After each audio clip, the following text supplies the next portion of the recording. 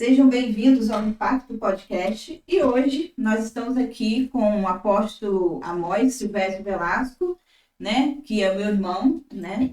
Ninguém sabe disso, mas saber. Sabendo agora.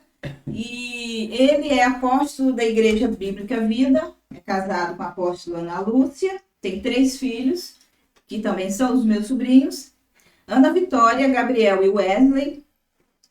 E hoje o apóstolo veio aqui para a gente bater um papo. Ele vai contar as experiências que ele teve quando ele foi para Israel. Foram 2 vezes, não é isso? Isso. 2 vezes que ele foi lá para Israel. Queria ter ido também, mas não pude ir. Mas né? vai. Nós, com certeza. Vamos todo mundo fazer a viagem para Israel. Isso. E hoje a gente vai conversar um pouquinho. Ele vai falar do início dele na igreja, dos ministérios, experiências, né? Então vamos ouvir a saudação do apóstolo. Amém. Shalom a todos. Deus abençoe sua vida. É um prazer estar aqui junto, participando desse momento. Eu tenho certeza que vai ser legal, vai ser muito bom. Vai ser um momento de aprendizado, de ensino. E eu tenho certeza que a presença do Senhor que é real aqui em nosso meio, então vai ser tudo maravilhoso. Em nome de Jesus. Amém. Apóstolo, o seu início na igreja, como que foi? Eu sei como foi, mas quem está assistindo não sabe, né? Então vamos falar um pouquinho do início da igreja. Você era ministro de louvor, trabalhava com jovens, né? E como foi também o chamado para ser pastor, né? Sim. Então, a gente não pode falar muito tempo, né? Senão nos denuncia. Mas você falando sobre início, me veio à memória, bem assim, a memória do que me lembravam, que realmente tem coisa que a gente não consegue lembrar. Lembrar bem, né? Mas as nossas irmãs falavam aquela questão quando a gente, bem pequenininho, lá aqui na igreja, próximo da casa dos nossos pais, que tinha um bumbo, né? Isso. Era um bumbo, e certa vez eu fingi que tocava, né? O bumbo maior que ele. Até hoje, fingi que toca alguma coisa. Os filhos passam por cima da gente.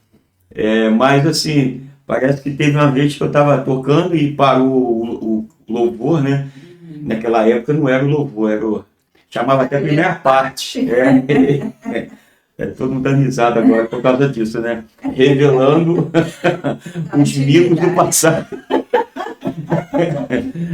A primeira parte do culto era exatamente assim, puxamos só bem. E teve um momento, aí terminou a primeira parte do culto, e aí o pastor começou pregando, e eu, de repente, em cima assim, dormi em cima do bumbo. E aí, caí por cima do bumbo, embolei tudo assim no chão. O pessoal pensou que era um samba, mas já estava dormindo mesmo. Mas foi assim, interessante, né, quando essa questão de início, que a gente viveu, né, a gente viveu um período, né, dos nossos pais.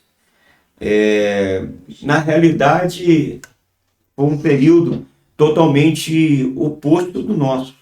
Né, que hoje eu sempre falo para os meus filhos que se nós tivéssemos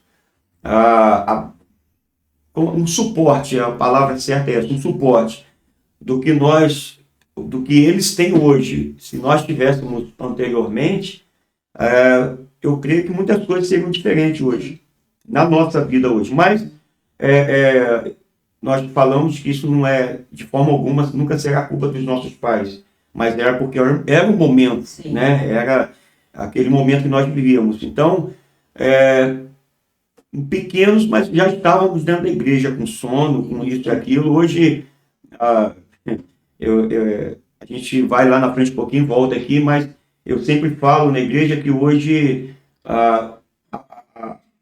os filhos hoje, o maior trabalho dos filhos hoje, nem está voltado muito para eles próprios, mas sim pelos pais que mudaram um conceito de educação como os nossos pais tinham. Sim. Então, a gente pequenininho dentro da igreja, aquela coisa, por isso que aconteceu isso comigo, estava lá um bumbo maior do que eu por trás do bumbo, batendo e acabando caindo. Mas eu creio que esse foi o início, o nosso início, né? Dentro da igreja. E isso, a palavra do Senhor diz que isso é um princípio bíblico que Deus estabeleceu para Israel, para o povo de Israel, para que os pais inculcassem a palavra na vida dos seus filhos, para que quando eles estivessem na velhice, não se desviassem. Então, eu entendo que os nossos pais, dentro das limitações da época, mas eles fizeram isso, porque hoje nós somos fruto disso. Aonde eu vou, aonde eu estou, eu dou esse testemunho. E isso é real, a Bíblia nos sempre ensinou, e os nossos pais, eles viveram isso de uma forma... dentro daquilo, novamente falando, dentro daquilo que eles entendiam, mas eles sempre colocavam a gente na frente e vamos para a igreja. E era esse princípio. Hoje não. Os filhos não querem, bate o pé e deixa dentro de casa. Aí fica dentro de casa e sabe como que acontecem as coisas. Então foi esse início.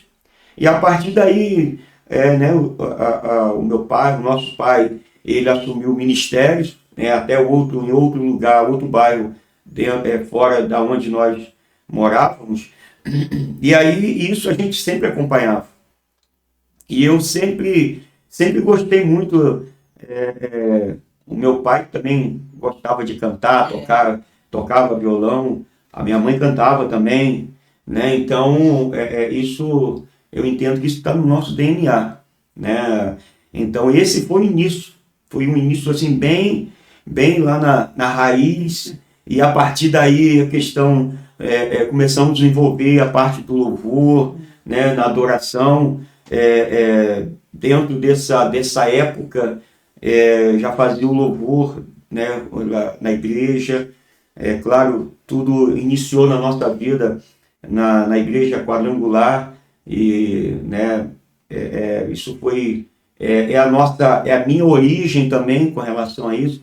E aí foi só envolvendo. Né? Foi envolvendo a parte do louvor, da adoração, e daí foi iniciando. Você era ministro de louvor também, né? Ministro de louvor. Foi muitos anos ministro de louvor. Muitos anos. A gente tinha na época tinha um pessoal que, vamos por assim, uma galera muito boa, até mesmo o Renato, o Andrei, Fabiano, né? E logo depois veio o Fabrício. E a gente também tem que ser fiel ao Cid, participava também, né? Que era o nosso cunhado que participava do louvor, da parte do louvor. Então foi um período muito bom, foi uma experiência muito boa.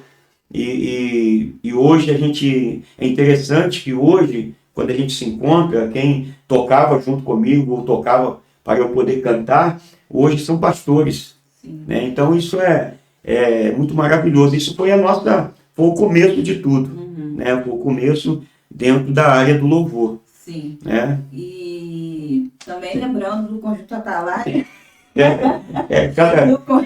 Cada experiência, né? O Conjunto Atalaia. O Conjunto Atalaia, porque antigamente se falava conjunto. Conjunto. Hoje se fala, hoje é banda, ministério. Ministério. Conjunto se falava. E o apóstolo também, ele já foi líder dos jovens, isso, né? Exatamente. Há alguns anos ele foi líder dos jovens, porque eu fazia parte dos jovens e ele era o meu líder da igreja. Exatamente, né? E essa experiência de trabalhar com jovens, você gostava? Sim. Como que era? Foi uma experiência muito boa, né? Eu entendo uma coisa, eu tenho sempre falado que quem tem um chamado, eu uso a palavra de repente. Porque de repente é porque acontece sem nós forçarmos o acontecimento, né? O interessante de quem tem um chamado, quem não tem que forçar para acontecer. E quem tem, vai acontecendo naturalmente. É automático aquilo, né? É por isso que é difícil a gente, né, como você me perguntou, como que aconteceu. E eu uso a expressão de repente. quando lugares que eu vou e me perguntam, e como que aconteceu? Como que foi? Eu sempre falo, de repente. Porque de repente tudo começa a acontecer. Não tem nem explicação. Não tem. Eu entendo que quem nasce com um chamado, né, de repente acontecem as coisas. Não tem um momento exato que, como nasce uma criança, é claro que começa a acontecer de repente e vai gerando ali, vai se desenvolvendo aquilo que já está dentro, né? Então, foi muito interessante, um período de muita experiência, porque, não sei se você se lembra, aos domingos tinha um culto à noite, mas nós fazíamos um culto jovem à tarde. Lembro. Não se me falha a memória agora, mas não sei se era a partir das 15 ou 16 horas, era um tempo bem antes. Sim. E a gente conseguia reunir muitos jovens, né? E era a época que começou. Eu entendo que nesse tempo foi assim. Vamos botar um ano para as pessoas não ficarem meio perdidas, né? Que estão falando muito daquilo ali, mas eu sempre gosto de falar o ano exato, mais ou menos, porque é para as pessoas entenderem que a gente não começou nada por agora. Sim. Isso é uma história de vida, é um passado. Sim. É um histórico, na realidade, um histórico. E quem tem um histórico sempre vai ter portas abertas. É a mesma coisa, as grandes empresas hoje, a capacitação, ela é primeiro lugar. Mas quando alguém chega com um currículo que tem um histórico, ele tem mais facilidade, né? Então, eu entendo que foi lá para os anos 90, os anos 90, que começou as coisas a acontecerem. Foi antes de 93. Exatamente, porque eu digo... porque se pensarem que somos velhos, vocês estão... Porque eu falo assim, porque em 92, quando eu conheci a apóstola, a minha esposa, nós nos conhecemos em 92 no movimento dos jovens. Entendeu? Foi quando nós começamos a conversar, aquela coisa toda. Então, foi entre 90 e até 92, 93, que começou aquele movimento. E os domingos à tarde, a gente reunia aí, para mais de 50 jovens ali. Era aquela era do trenzinho. Isso. Era o culto, o louvor, que era a primeira parte, e os jovens saíam no meio da igreja, faziam um trenzinho. Porque antes isso não era mico, né? Hoje se faz. Hoje tá doido, aquela coisa toda. Então,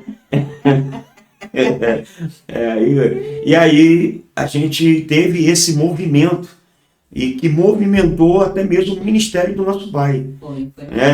A igreja local, da quadrangular local, né? Então, foi um movimento muito grande, foi um despertar muito grande, né? Então, essa experiência com o jovem foi muito bom, né? Trouxe, de certa forma, uma bagagem para hoje. O meu filho hoje, que está herdando isso de mim, a gente vai passando algumas experiências para ele, né? Essa questão de jovem foi muito legal, foi muito maravilhoso. Foi bom, né? E quando que começou essa coisa de querer ser pastor? Quando que foi esse chamado? Também eu não sei se houve um tempo, porque como não houve um tempo para as outras coisas, às vezes foi de repente também. Né? Agora, essa história do pastorado foi interessante, porque isso eu sempre também testemunho. Eu na época, eu sempre gostei, o meu hobby era jogar bola, né? Então, eu tinha uma ideia que eu iria ser jogador de futebol, né? Então, só que a minha mãe foi lá, cortou. Dona Elza, não era fácil. Cortou o sonho e caí foi uma queda assim bem seca. Eu estava voando na imaginação, aí Dona Elza foi lá e caiu do sonho, mas eu entendo que minha mãe foi usada por Deus. A Bíblia fala que cabe ao homem traçar propósitos, projetos e sonhos. mas a resposta vem da boca de Deus. A resposta da boca vem de Deus. E eu projetava isso. Talvez hoje eu posso falar que não sou tão perna de pau, dá para o gasto. Na época eu até fiz algumas experiências, um clube local aqui da nossa cidade, e aí eu tinha a possibilidade. Mas aí minha mãe não permitiu que meu irmão, nosso irmão, pastor Amaro, morando em São Paulo, ele tinha a possibilidade, ele até me enchia a cabeça sobre isso, ele que alimentava esse sonho, eu vou te trazer para cá, e aí minha mãe, não, você vai estudar, você vai... E daí, a partir daí, eu sempre tive isso em meu espírito, em meu sentimento, a questão pastoral. É interessante que esse sentimento é o mesmo sentimento que permeia o coração do meu filho Gabriel, filho do meio. Ele sempre teve e tem esse sentimento. Então, a partir daí, foi acontecendo, do louvor, que eu sempre fazia o louvor e sempre, às vezes, ministrava alguma coisa dentro do louvor, porque, na realidade, existe quem canta e existe quem ministra, um ministro de louvor e existe cantor. Era isso que eu ia perguntar. Há uma definição, existe essa... Eu existe entendo. Cantor e existe ministro. Eu nem entendo. Todo cantor é ministro? Nem todo cantor é ministro, mas todo ministro é cantor. Né? Sim. Porque é algo a mais que um ministro de louvor tem, porque você vê que tem grandes cantores, gospel, que está aí, em ascensão e já há muitos anos, uma estrada, uma caminhada, mas se colocar eles para ministrar alguma coisa, não sai nada. Porque não consegue levar o povo a adorar? É exatamente isso aí. As pessoas até adoram pela canção que eles... Por ser bonita, Exatamente. Mexe com as emoções. Exatamente. Agora eles não conseguem ministrar em cima da canção que eles têm. Então, o ministro de louvor, ele tem essa... não sei se eu posso usar esse termo, essa vibe a mais do que um cantor. Eu acho que sim. Entendeu? Na minha opinião, sim. Ele tem a mais. A gente sabe, a gente consegue definir isso. Porque um ministro de louvor, ele envolve, com a ministração dele, ele envolve todo um ambiente. Sim. E tem pessoas cantores, eles chegam, cantam deles. E vai embora. Pode, é claro que eles não vão chegar a cantar, mas eles vão falar alguma coisa, mas não como um ministro de louvor. Porque o cantor, ele obedece um roteiro, Sim, o ministro de louvor, Deus vai ministrando a hora no coração dele e ele vai passando, por isso que a gente consegue compreender isso. Hoje, não por causa dessa questão hoje do mundial de pandemia, mas um tempo atrás, antes disso tudo, até mesmo um ministério, a pessoa que é ministro de louvor, a gravação dele de um CD, DVD, alguma coisa, ou DVD, que todo o ambiente, é mais demorado e tem que ser tudo mixado, tudo, do que um cantor. O cantor chegou ali, até pode ter até esqueci a palavra que o cantor o clipe, Ele faz o clipe ali, mas canta naquele clipe e acabou. Mas o ministro não, ele vai ministrar, vai fazer aquilo. Por isso que antes, na ascensão do Diante do Trono, o CD dele era muito grande, os louvores dele eram muito grandes, era bem extenso. Exatamente. E hoje, como tudo hoje na vida é compactado, tudo é rápido, isso hoje não funciona mais. É mesmo. Hoje nada disso funciona mais. As coisas hoje têm que ser bem rápido. Sim. É uma palavra rápida, de minutos, segundos, para poder porque coisas demoradas, as pessoas não têm mais paciência. Sim. Quando começa a perder a paciência, é melhor parar. É melhor parar, porque vai jogar coisa fora. Então, voltando lá no pastor, como que foi? Aí eu fugi um pouco. Mas aí na questão do pastor, né, o nosso pai, com a percepção, ele começou, né, abrindo espaço para eu poder a ministrar. E vocês sabem que a primeira ministração, né, Deus é bom, falei 1000 vezes. Né? E não me esqueça, até hoje, a minha primeira primeira pregação foi Zaqueu, né? E eu botei Zaqueu para descer da árvore 1000 vezes. Zaqueu subiu e desceu várias vezes. Sobe, desce. Então, Zaqueu teve um preparo físico muito grande. Ele subia e descia. Ele até falou comigo, ou você resolve, ou você faz subir, ou faz descer. Então, Jesus querendo entrar na casa de Zaqueu e eu não deixava. Mas é a experiência, né? Assim, a primeira vez, nervosismo e tudo mais. Mas, assim, o interessante é que o que me marcou, tirando as frustrações disso, né? Que uma alma aceitou a Jesus. Né? Na minha primeira pregação, com palavras repetitivas, mas uma pessoa entendeu. Né? E posteriormente se tornou até missionária, né? Usada por Deus. Então, é claro que tudo tem que ter um domínio. Eu prezo muito hoje isso, até mesmo como voltando o tempo do nosso pai como pastor, a gente nunca, não somente ele, mas todos os pastores da época, da geração dele, nós nunca podemos jogar peso de responsabilidade por um tempo limitado. Mas hoje a minha preparação de ministro da pregação, da palavra, eu prezo muito isso. Leia muito. Porque quem lê muito tem uma boa dicção. Sim. Isso, uma coisa puxa a outra. E quem quer ser pregador da palavra e é preguiçoso na leitura, não tem como, né? Tem problema.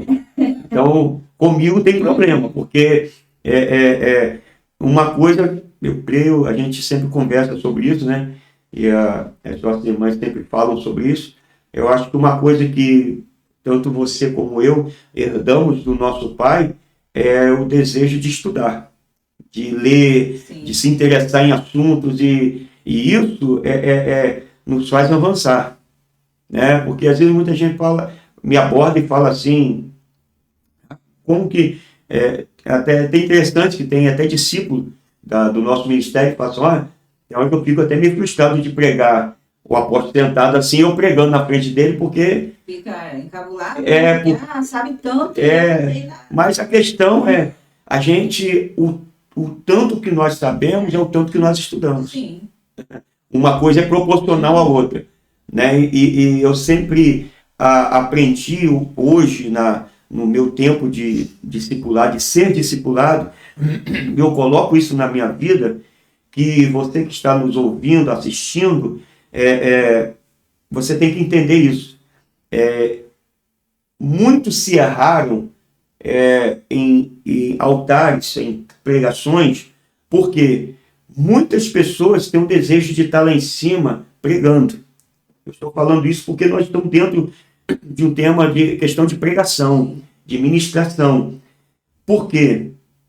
Hoje eu entendo e prezo muito isso no meu discipulado, questão de ensino, preparando obreiros para pregar a palavra. Eu só entendo que alguém está pronto para falar devido ao tempo que ele está sentado ouvindo.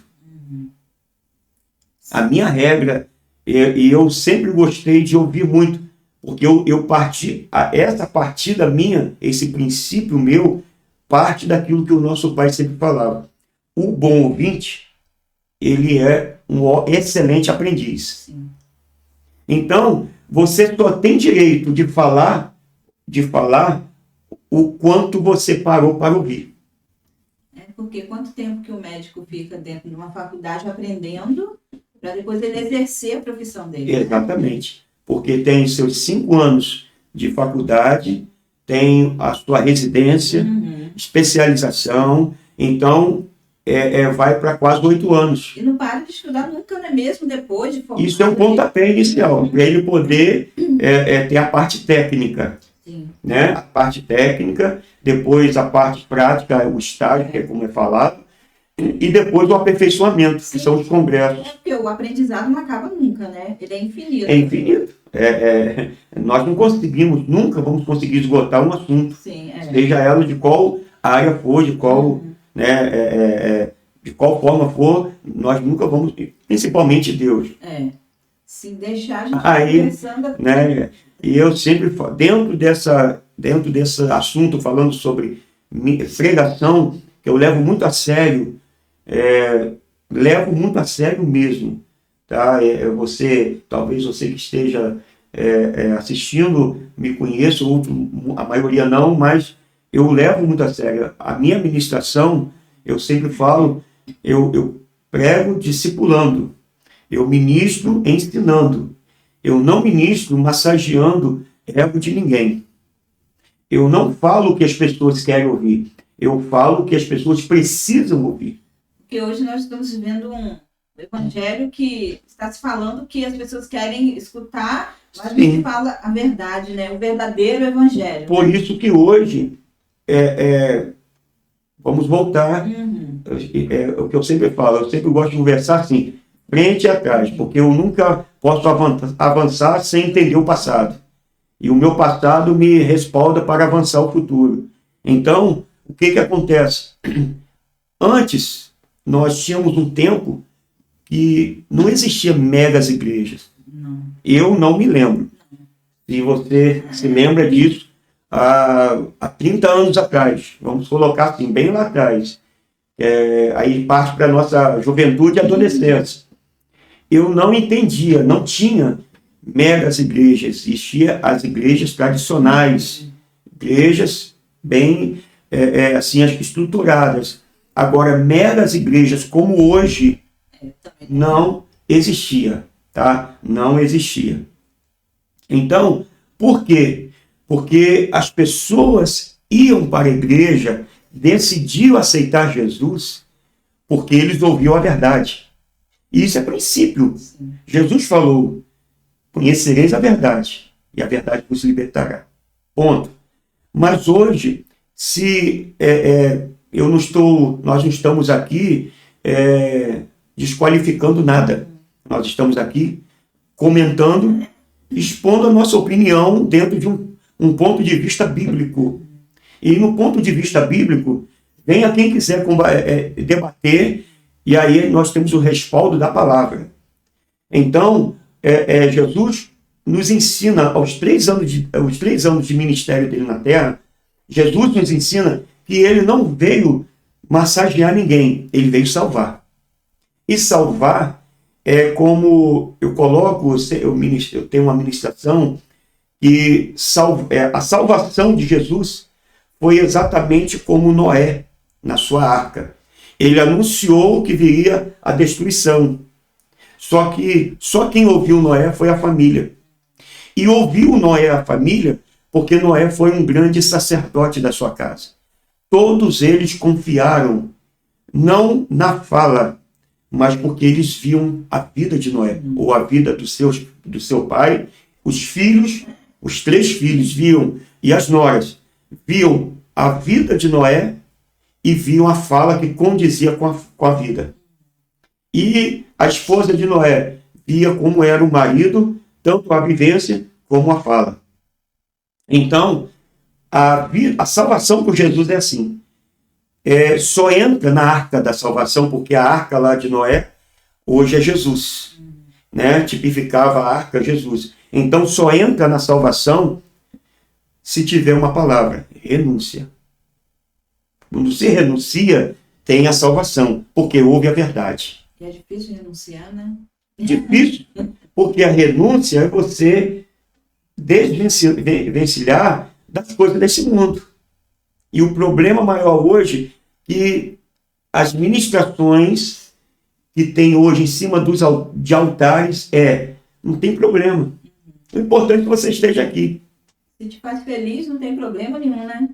Nós ouvimos isso. Nós estávamos discipulando uma pessoa que nasceu, era nossos filhos espirituais, nasceu dentro do nosso ministério e teve decisões erradas e entrou e voltou para os vícios. E aí nós fomos resgatar, né? Mas aí a fala foi aonde nós estamos, falar que não tem problema. E aí como podemos falar mais alguma coisa? Porque a tendência da carne, ela é mais forte. Mas apóstolo, calma aí. Mas Deus tem poder. Mas até onde você libera, ele tem na sua vida. Eu tenho que querer, né? E Deus, ele trabalha, né? Sim. Com as nossas decisões, né? Eu sempre falo que o único reino que tem porteiras ou portas abertas é o reino do céu. Porque o inferno você entra e o diabo fecha. Trava ali. E você é obrigado a estar ali. Só Deus, por isso que ele é o resgatador. Resgate é um filme bem antigo, né? O Vietnã, que Rambo foi resgatar os que estavam ali presos dentro, né? Sequestrados ali dentro do Vietnã. Rambo fez o quê? Um resgate. Jesus, ele veio na Terra fazer o quê? O resgate. Ele veio resgatar aqueles que estão aprisionados no mundo. Por quê? Está fechado, está aprisionado. E o reino do céu, onde tem portas abertas, você só fica se você amar. Porque só fica dentro do reino quem ama. Então, o ministério, a palavra hoje, a pregação, pastores, muitos têm que rever esse conceito. Nós não somos o dono da verdade, mas eu tenho a linha do equilíbrio. Isso me acompanha desde o seminário, de seminários que eu participei, aonde eu fiz seminário, sempre me perguntavam sobre alguns assuntos, o que você acha? Eu falo, eu fico na linha do equilíbrio. Nem para lá, nem para cá. Porque eu posso errar sendo extremo e eu posso errar sendo negligente. Então, eu fico na linha do equilíbrio, a linha da palavra. E Jesus sempre nos mostra isso. Ele pregava, todo mundo estava junto. Todo mundo queria Jesus. A multidão acompanhava. Onde Jesus ia, parecia até formiga quando você deixa um doce. Você põe para lá, a formiga vai. Vem para cá. Era assim com Jesus. Mas chegou um momento que Jesus falando da verdade. Em João, quando ele falou, quem não comer da minha carne, quem não beber do meu sangue, não tem parte comigo. Aí todo mundo, poxa, que palavra dura. Começou, vai sair. Ficou quem? Só os discípulos. Jesus olhou para eles e falou assim, vocês também querem acompanhar a multidão? Querem acompanhar aqueles que só querem o que eu dou e não aquilo que eu sou? Aí Pedro falou, Senhor, para onde nós iremos? Só tu tem a palavra de vida eterna. Isso é o quê? É quem ouve quem está se ministrando. É um discipulado. Por isso que discípulo é aquele que segue o mestre. Então eles estavam ali não por aquilo que Jesus dava, mas por aquilo que Jesus é. Então hoje, o maior temor de muitos pastores é perder a massa porque se apresentar quem de verdade Jesus é. Esqueceram que Deus, ele é amor. Ele não tem amor, ele é amor. Mas ele é fogo consumidor. Esqueceu de falar a segunda parte desse versículo. Então, Jesus, ele só faz até onde nós permitimos ele fazer. Então, hoje, o contexto da pregação mudou muito. E graças a Deus que eu sou daquela pregação. Eu peguei a pregação lá da geração anterior. Então, é a geração que tem responsabilidade do que prega em cima do altar. Eu vou ser bem sincero aqui dentro dessa conversação, por isso que eu não sou, diante de muitos olhos, simpático na minha pregação. Porque, às vezes, as pessoas vão para ouvir alguma coisa para massagear. Eu vou dar o remédio. Você lembra, todos vocês lembram do antigo mertiolate. Era o fantasma das crianças. Era a sexta-feira 13 das crianças. Cortou. Nós chorávamos, não porque cortava, se machucava, mas porque vinha uma... O mertiolate era a nossa correção.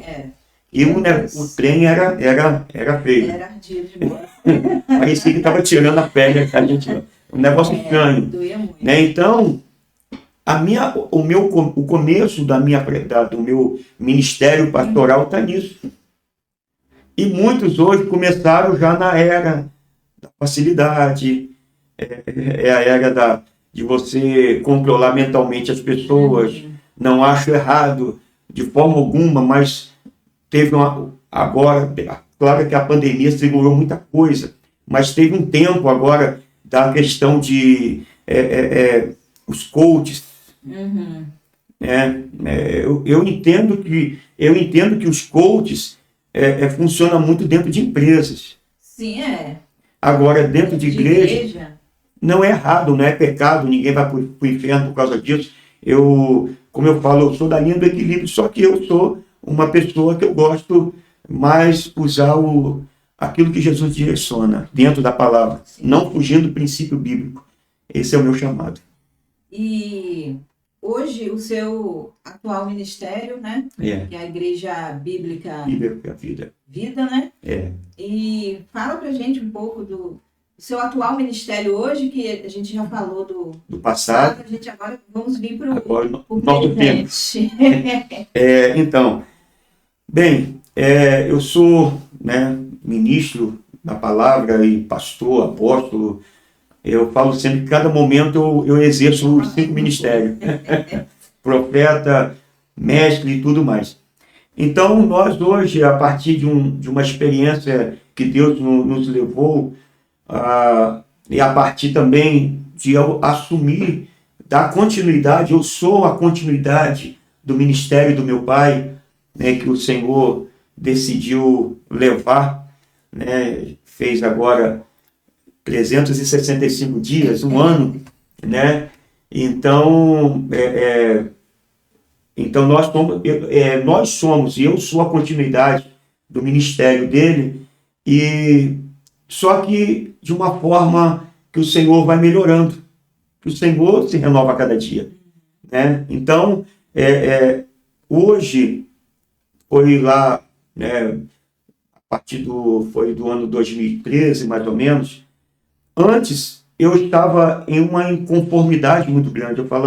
Eu sentado à mesa da nossa casa, eu e apóstolo, a gente conversando, tomando café pela manhã, e aí a gente falava sobre isso, a gente queria algo novo e tudo mais, e a partir daí, passou uns dias, o meu irmão, nosso irmão, né, pastor Amaro, filho, ele me ligou e ele viria a Campos e ficaria lá na minha casa, e depois ele me fez a proposta de voltar com ele e participar de um discipulado. E aí nós aceitamos, pois nós entendemos que foi uma resposta de Deus. E a partir dessa ida nossa, que nós tivemos, né, e começamos a receber um discipulado diferenciado, e houve um despertamento no nosso ministério, e aí a gente mudou o nosso ministério para um ministério de um olhar mais de discipulado. E é algo que eu gosto muito. Você sabe que até mesmo no tempo do nosso pai, eu dava muito aula na escola bíblica dominical, né? Eu exerci muito tempo esse professor de escola bíblica. E eu louvo a Deus porque desse ministério, dessa escola que eu dava aula, hoje tem pastores, né? Hoje tem pastores que participavam, que era aluno ali, fazia parte da membresia da igreja, e hoje são pastores em outros lugares, né? Então, isso é a ramificação do ministério do nosso pai, né? E aí, a partir daí, nós começamos a desenvolver o ministério em célula, né? E hoje a gente trabalha, o nosso ministério voltado, nossa igreja, nós temos células. Eu trabalho com a visão de discipulado, isso é maravilhoso, é um ministério que Jesus estabeleceu. Jesus trabalhou 3 anos e meio discipulando 12, mas um decidiu entrar no caminho da perdição, e os 11 deram continuidade. Atos dos Apóstolos nos ensina isso. E Paulo também, nas suas cartas, epístolas, ele nos ensina sobre isso. Então, nós começamos a desenvolver esse trabalho de célula, e hoje trabalhamos na visão de célula, e E nós temos tido muitas experiências com relação a isso, a partir desse ministério.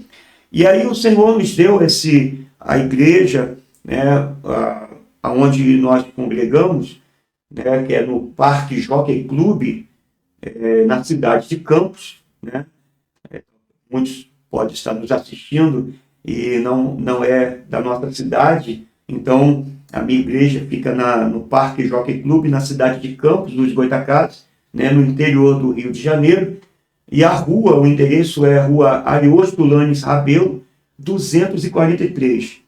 Então, é o local onde o Senhor nos deu e tem tido misericórdia de nós, e nós temos desenvolvido esse ministério, né, em célula, adoração com liberação do Espírito Santo. E hoje os meus filhos são ministros de louvor, estão no altar. Meu filho Wesley, ele é ministro de louvor, ele ministra, toca todos os instrumentos, o Gabriel também tocando. Então eu tenho hoje também, faz parte do meu sobrinho, está junto com eles tocando. Então a minha casa hoje, a minha filha Vitória, ela faz parte da dança profética.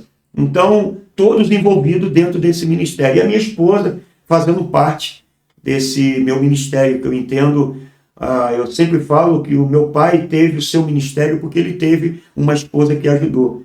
E eu sempre também tenho esse entendimento que existe esposa que não se envolve, mas acompanha. Se envolve pela metade e há outras que mergulham, né? A questão não é não se envolver metade ou por inteiro, a questão é estar apoiando, estar na mesma visão.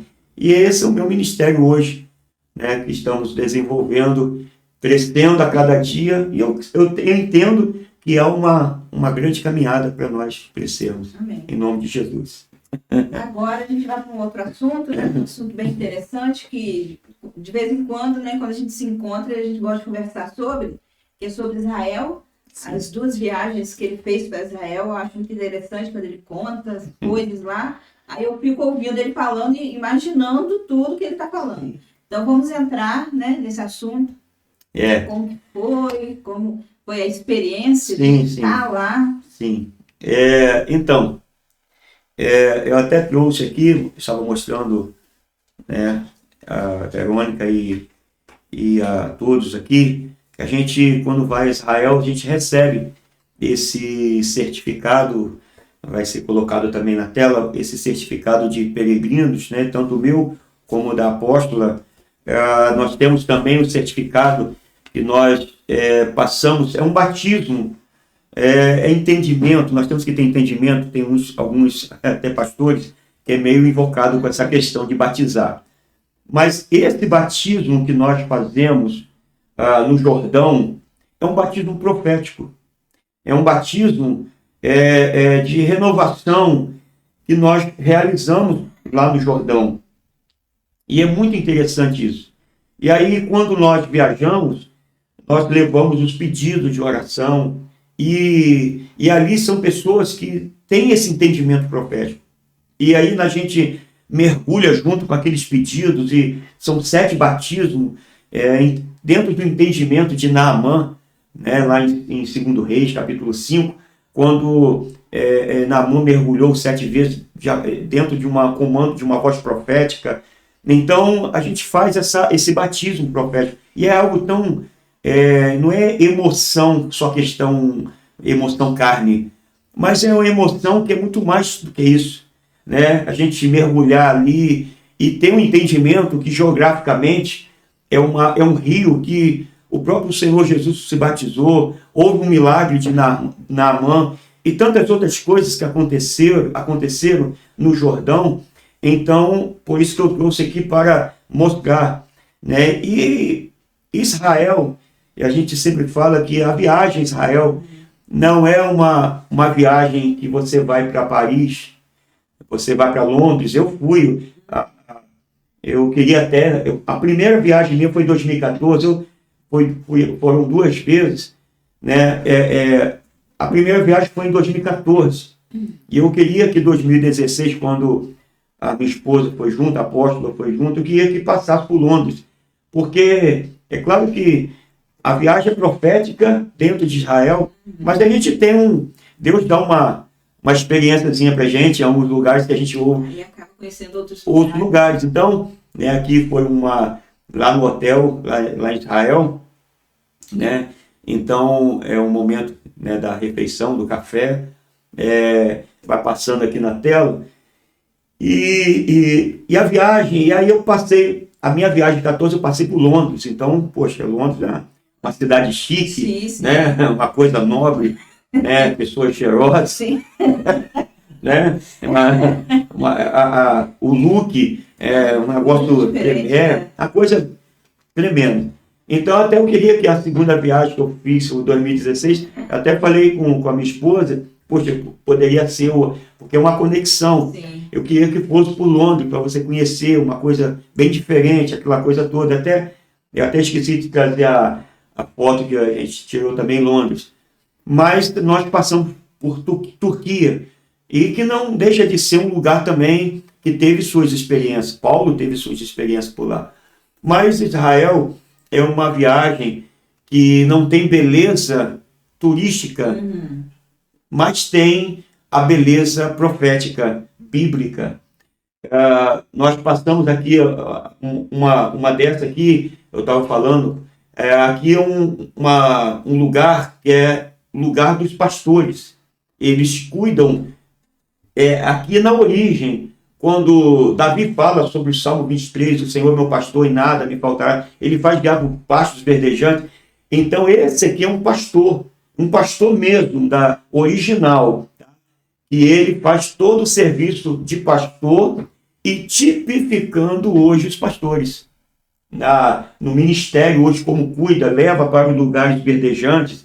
Se a ovelha fugir do aprisco ali, né, é chamado curral, porque é o lugar onde prende, né, é o cerco. Se sair, ficar longe. Esse pastor, ele vai até onde as ovelhas estão e vai resgatar as ovelhas. Então, aqui foi um lugar, uma experiência muito grande que nós tivemos aqui.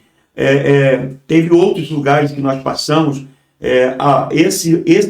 Essa geografia é a geografia aonde foi a casa de Ana, a mãe de Samuel, que clamou ao Senhor por filho, e o Senhor deu, foi a geografia. Então, é diferente, a gente fala diferente. Quando você vai onde a Bíblia fala, quando nós falamos que Israel é você passear, pisar sobre as páginas da palavra. Um lugar também, eu não consegui colocar aqui, o tanque de Betesda, né? Onde ali aquele homem foi curado, né? Então, é diferente quando a gente pega, Muro das Lamentações, né? Aqui nós estamos, aqui atrás, lá atrás de nós é o Muro das Lamentações. Então, é surreal, é um ambiente muito maravilhoso. Eu entendo que quem quer avançar na palavra, no conhecimento, isso no início foi muito mal interpretado. Falavam-se que só era um pastor de verdade quem ia a Israel. Isso não existe. Não existe. Talvez a pessoa até foi infeliz na colocação, mas chamado é chamado, né, independente, mas é algo diferente, te dá um legado maior. E a emoção de estar ali? Antes de falar, porque eu fiz questão de pôr essa foto aqui. Essa foto, essa mulher que está ao lado da minha esposa, é a minha esposa, a apóstola, e ao lado dela é uma apóstola também, a apóstola Mary. Foi uma coisa marcante, porque nesse ano de 2016, em fevereiro de 2016, a apóstola perdeu a mãe, a minha sogra. E ela se firmou muito, porque essa mulher, a apóstola, ela era uma mãe para a gente, né? Ela conselho e puxava a orelha, e foi assim uma bênção na nossa vida. Quando nós viajamos em novembro de 2016, quando foi em dezembro, logo depois daquela tragédia do time da Chapecoense, ela faleceu. o Senhor a levou. Ela viajou com a gente em novembro, né? Ela teve uma enfermidade em dezembro, ficou internada, mas o Senhor a levou em dezembro. Depois, um mês praticamente depois que ela teve em Jerusalém, Morreu. Geograficamente, ela foi para Jerusalém Celestial. Foi algo interessante. Por isso que eu fiz questão de fazer essa homenagem, até mesmo ao apóstolo, que teve tem uma significância muito grande, ela e o apóstolo Walter, que foi uma condução nossa no ministério muito grande, né? Por isso que a gente coloquei essa foto. Então, eu entendo assim, a parte mais, essa aqui é o museu lá de Jerusalém, isso aqui foi achados, escavações de arqueólogos, né, que fizeram escavações, né, e acharam esses materiais no meio das escavações, e são materiais que eram usados naquela época de Jesus, né, na época, até esses pregos aqui eram pregos praticamente usados quando as pessoas como Jesus foi condenado à cruz, as pessoas eram cravadas com esse prego aí. Eles foram achados nas escavações, os arqueólogos fizeram esses achados aí, né? Muito interessante esse museu lá em Israel, né? Então, a emoção de estar em Israel, quando eu fui a primeira vez, assim, você primeiro, quem não está acostumado com um avião, né? Que são 16 horas dentro do avião, né? Então, é um dia e meio, né? Praticamente quase um dia, são 24 horas, quase um dia dentro de um avião, mas assim, quem está acostumado é normal. Você rompe primeiro a tensão do avião. São 12 horas do Brasil até na Europa, qualquer outra conexão, e depois 6 horas até Israel, são 18 horas. Então, quase um dia. E quando eu pisei assim, eu falei, meu Deus, a descida é Tel Aviv, né? Eu estou em Israel. Tem hora, a princípio a ficha não cai, né? Você está do outro lado do mundo, longe de tudo, de todos, e está em Israel. Mas quando você começa ali peregrinando, a ficha vai caindo. Vai caindo. Agora, eu acho que tem até uma foto que aqui é o Jordão, né? Aqui é onde a gente faz o batismo profético. Tem um lugar do Mar da Galileia. Aqui eu tirei a foto ao lado dos judeus ortodoxos. Esses daqui são judeus mesmo. De verdade, raiz, né? Raiz, essa aqui é raiz. Essa aqui são aqueles que para eles é a Torá. Eles aqui, eles sabem de cor, de Gênesis até o Deuteronômio. Tá. São esses aqui que estudam. Quando a criança, eles passam a ter, a partir dos 8 anos de idade, eles colocam as crianças na escola para poder, as crianças começam a decorar. Eles têm que decorar de Gênesis a Deuteronômio.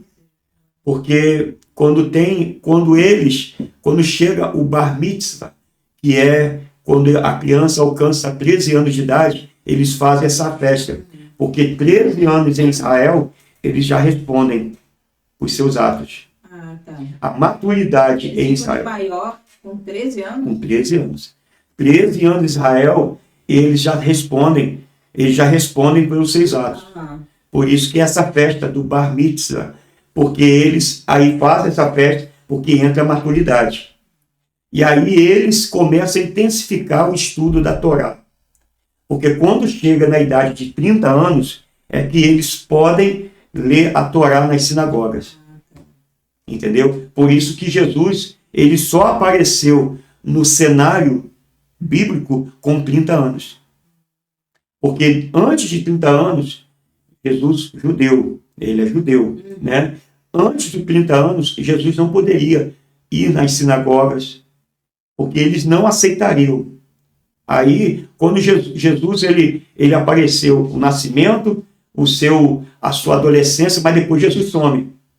Biblicamente, você não vê a adolescência, a juventude de Jesus e nem a maturidade. Aparece, né? Depois Jesus só aparece com 30 anos. Por quê? Porque com 30 anos é a maturidade que ele tem para exercer o chamado. Aqui, atrás de mim, aqui é aonde vai ser o Armagedon. Aqui eu estou em cima do monte onde muita gente vai entender biblicamente o Carmelo, aonde Elias teve o confronto com os profetas de Baal. Isso aqui é o Monte Carmelo. Aqui, porque nesse dia que nós fomos, estava com muita neblina. Aqui atrás estão os montes Golã, os montes Golã. E esta baixada aqui, que talvez você que esteja assistindo, se você depois ampliar, né, fizer um zoom, você vai ver que aqui atrás é um território. Aqui, biblicamente, que vai ser aonde vai ser geograficamente a guerra da Armagedon em Apocalipse, aonde vai se unir as nações contra Israel, aonde será, a Bíblia fala que aqui vai ser 1/3 de altura de sangue, vai ser sangue derramado aqui pelas as guerras que vão ser derramadas, porque as nações virão contra Israel, Jesus virá com a noiva, com a igreja, e vai guerrear a favor de Israel. Aqui vai ser o cenário aonde Israel vai reconhecer que Jesus foi aquele que morreu na cruz. Vai gritar: Jesus, Filho do Deus vivo, me socorre, nos socorre. Jesus vai aparecer e vai abater todos os inimigos de Israel no vale do Armagedon, Megido, lugar de gemido. Aqui é o cenário. Aqui é o cenário. E nessa geografia, se você olhar assim, você só vê casa, pista, mas é aqui que os caças do exército de Israel se escondem. Eles vêm, aqui é subterrâneo. Quando o caça vem, ele faz, eu não sei se está dando para pegar aqui em cima da mesa, está dando? Ele fica assim, ele é plano. Os caças vêm, quando vem, há uma sinalização, ele faz assim e tapa. Incrível. Eu tive o privilégio, quando eu estava sendo feito que vira e mexe eles fazem treinamento no ar, então é muito barulho, né? Então, quando nós estávamos aqui no Monte Carmelo, estava sendo feito um treinamento, e aí o guia falou assim: olha, se prepare que eles vão entrar, que já está acabando, que eles sabem tudo. Sim. Aí a gente ficou na expectativa. Aí eles rodaram, fizeram tudo, vai lá, vem cá, vai acabar. Aí quando eles começaram a perder a altitude, quando eles estavam chegando perto da terra, aí levanta a tampa assim, eles entram e tampa. Ninguém vê nada. Parece que tem nada. Mas se vier ameaça no céu, começa a levantar. Eles começam a sair de dentro da terra. É fantástico. É Israel. É a cidade. É a cidade mãe das nações, ou a nação mãe das nações. É fantástico, é fantástico. Então, mais voltando para a gente poder. Aqui, ó. Aqui é o barco que a gente faz o passeio do Mar da Galileia. A gente faz um passeio aqui no mar, que na realidade fala mar, mas é tipo um lago, né? Uma lagoa, mas é como um mar, né? Aqui faz um passeio profético, como Jesus fez com os discípulos. Quando o mar se tornou revolto, e ali é um momento muito maravilhoso, porque ali a ministração nesse mar é um judeu messiânico. Ele canta em hebraico, ele fala brasileiro, mas ele canta em hebraico, ele recita alguns versículos em hebraico, é um negócio fantástico. Mas depois que a gente sai de tudo isso, a emoção maior é quando a gente vai chegando, sai das redondezas, que a gente vai para Jope, vai para Jericó, Galileia, vai para Tiberíades, todos esses lugares. Quando saímos dessa região, vamos para Jerusalém, que é o final da caravana. A gente encerra a caravana em Jerusalém. E quando a gente chega em Jerusalém, né, aqui é no Monte das Oliveiras. Daqui a gente tem uma visão de toda Jerusalém. Então, quando a gente chega em Jerusalém, eu falava esses dias, né, conversando com vocês, que tem uma pista que o ônibus né, que vai nos conduzindo, né, quando a gente vai subindo, é interessante, é assim, né, o ônibus passa por baixo de um viaduto. Quando passa por baixo do viaduto, a engenharia deles foi fantástica, é uma coisa tremenda. Quando o ônibus passa por baixo desse viaduto, esse viaduto é o limite que você começa a ver a cidade. Mas o interessante é que parece que não é você que está subindo, parece que a cidade é Jerusalém que está subindo. Porque quando sobe, a cidade vai fazendo assim, ó. Parece que a cidade encontra com você no alto. E aí começa a cantar. Dentro do ônibus, eles colocam aquele louvor. Jerusalém, Jerusalém. Não, todo mundo chora. Chora igualzinho criança. É uma coisa fantástica. Só de falar eu já fico emocionado. Porque o louvor cantando, tocando, falando sobre Jerusalém, e daqui a pouco sobe aquela cidade assim, e você encontra com aquela cidade lá no alto, e aquele louvor é algo muito fantástico. É uma experiência ímpar, em que eu falando é uma coisa, vivendo é outra. E Israel é o seguinte, não é você que vai, é Deus que te leva.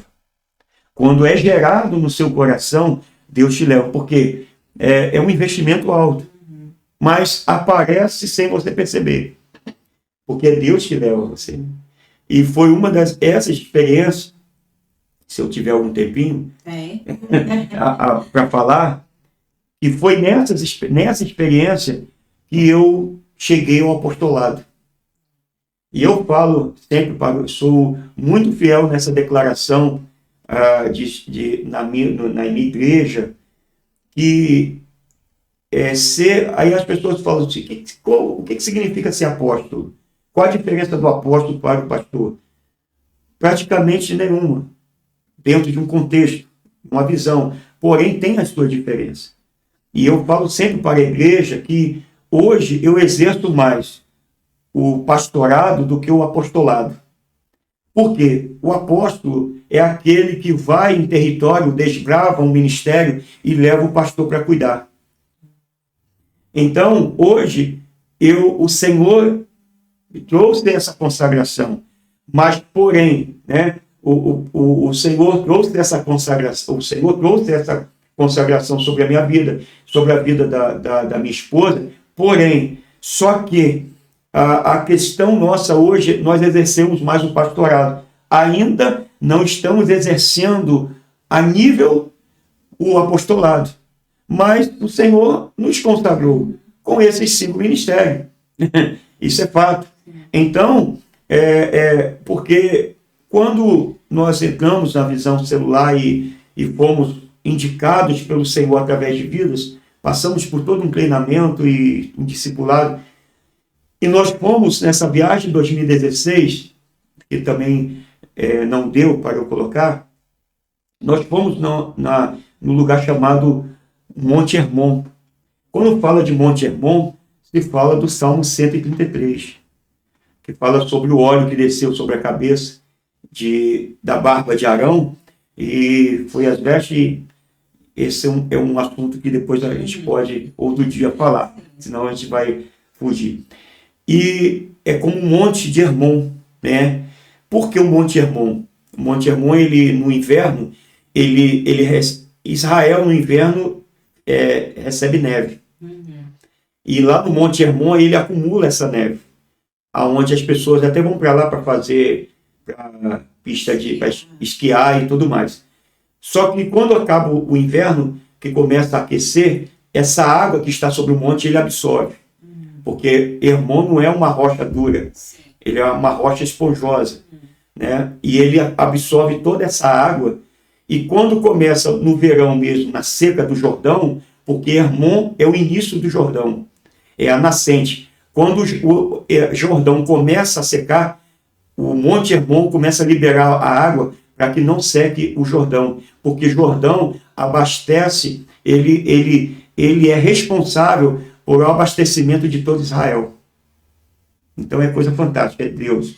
E nós fomos ao pé desse monte. Nós entramos aonde a geografia que Jesus falou para todos os discípulos, e Pedro, quando revelou Jesus, e Jesus falou que as portas do inferno não prevalecerão contra a minha igreja, Jesus estava diante desse monte, porque o Monte Hermon tem várias grutas onde oferecia sacrifício aos demônios, e eram portas, e Jesus falou, essas portas do inferno não prevalecem contra a igreja, mostrou o discípulo. Falou que a igreja tem autoridade sobre o inferno. Então foi essa geografia. E aí nós passamos por isso e voltamos, e chegou um dia, em casa, eu e o apóstolo estávamos assistindo uma ministração de um apóstolo, e ele contou a experiência dele, como começou o apostolado. E ele falou assim, antes de eu ser consagrado, eu passei pelo pé do Monte Hermon. E quando ele falou isso, eu pensei, meu Deus, olha onde o Senhor nos levou. Não levou 3 meses, nós fomos indicados para receber a consagração apostólica. Entendeu? Então, olha só como que Deus nos levou a Israel para consolidar um outro ministério que ainda nós vamos exercer na íntegra. Hoje nós exercemos o pastoreio. Claro, todos nos chamam apóstolo e tudo mais, mas o ministério apostólico ainda, na sua íntegra, ainda não aconteceu, mas o Senhor já trouxe sobre o tempo certo. Exatamente. Primeiro nós temos que ter experiência própria, né, em nós, para depois, quando chegar o momento de exercer, José não saiu da cisterna para governo, para poder governar o Egito, mas ele teve um processo, ele amadureceu, Deus tratou de José, Deus tratou das feridas de José, das mágoas e tudo mais. E José, para alcançar o governo, ele teve que renunciar, a palavra no início da nossa conversação, renunciar a mágoa que ele ficou dos irmãos, que José tinha mágoa. Sim, pelo que ele passou, né? Ele tinha mágoa. E Deus primeiro curou, porque uma pessoa doente, ele enferma todo mundo, ele adoece todo mundo. E uma pessoa doente com poder, ele destrói. Como uma nação, Deus começa uma nação com um casal, uma nação pode ser destruída por causa de uma língua. Tiago fala sobre isso, né? O menor órgão do nosso corpo pode incendiar uma nação, ou nações. Sim. Então, quer dizer, por causa de uma língua, hoje a data, hoje 20... Hoje nós estamos... 14. Há 3 dias atrás, estava passando novamente, há 20 anos, quando se derrubou a Torre Gêmeas, que matou milhares de pessoas, algumas pessoas, 1.000 pessoas, 1.000 e poucas pessoas, mais ou menos. Foi quase 1 milhão. Mas, por causa de uma língua. Você pode derrubar aquela torre. Derrubou, destruiu. Então, realmente, Deus nos prepara. Eu entendo que se ainda não chegou, porque Deus está nos preparando nessa jornada. Deus é um Deus de princípio e um Deus de processo. Então, glória a Deus. A gente aprendeu muito hoje aqui, né? E nós vamos ficar por aqui, mas lembrando que daqui a alguns vídeos, né, a apóstola Ana Lúcia vai estar aqui, conversando com a gente, contando o que Deus operou na vida da nossa filha Vitória, né, do milagre. Oi? Vitória vai vir também. Vitória vai estar aqui também, para que todos a conheçam, né? Isso. E é um testemunho, eu já ouvi, eu acho que 2 ou 3 vezes, é um testemunho que quanto mais a gente escuta, mais vontade você tem de escutar, sim. né? Porque a gente fica tão maravilhado que Deus pode fazer na vida daquele que crê, daquele que confia nele. Então, daqui a alguns vídeos ela vai estar aqui contando, né? Testemunhando, e a gente vai, né, também conversar. Ela também vai falar um pouco da experiência que ela teve em Israel, né? E eu não falei para ele, mas o apóstolo vai voltar muito mais vezes. Ele está sabendo agora, né? Ele vai voltar muito mais vezes em alguns outros assuntos. Eu quero que ele participe também. Como eu falei acho que uns 2 vídeos atrás, Esaú também vai voltar algumas vezes. Quando a gente for falar de música, alguma coisa, eu quero que ele esteja também. E como ele foi ministro de louvor, e até hoje, de vez em quando, ele dá né? Arranhada ali. Um tostão da voz dele na igreja que eu vejo. Então, ele também vai estar aqui, né? Vocês de vez em quando vão ver o apóstolo aqui junto com a gente, né? Então, foi um prazer muito grande. Prazer todo meu. Né? E dê como as pessoas dão a sua saudação final. Amém. Sempre que a gente fala de nossas experiências e o que a gente vive e passa para todos, a gente aprende também, né? Então eu quero agradecer essa oportunidade. Eu sei que milhares de pessoas vão ver, vão assistir, vão aprender, vai ter alguma coisa aqui, eu tenho certeza de todo esse tempo tomado aqui, vai ter alguns minutos que vai servir para alguém que esteja precisando. Eu tenho certeza disso. Em Deus não é por acaso. Então eu quero agradecer essa oportunidade, você que está nos assistindo, que o Senhor possa abençoar a tua vida, a tua casa. Nunca desista dos seus sonhos. Nunca desista daquilo que você ouviu da parte de Deus que ainda não aconteceu. Saiba, entenda que se ainda não aconteceu, é porque ainda você está no processo do aprendizado. E quando você amadurecer, quanto tempo leva isso? O quanto mais, a maior disponibilidade que você tiver, deixar Deus te tratar. Então, que o Senhor possa te abençoar, te guardar, e tenha certeza que o Senhor, Ele é o Deus que cura, que liberta, que salva. E você sempre vai achar nele segurança, paz e tranquilidade. E shalom, porque o shalom não é somente uma paz comum. Shalom é a prosperidade, é a perseverança, é a esperança, é comunhão com Deus, intimidade com Deus. Então, fiquem vocês todos com o shalom. Amém. Acompanhe também o pastor nas suas redes sociais, na Igreja Bíblica Vida, né? As redes sociais, o Daniel vai estar colocando embaixo, em cima, não sei aonde, né? As redes sociais, acompanhe as nossas também. Isso. Se inscreva no canal, dê o seu like, né? Ative o sininho e vamos ficar por aqui. Fui!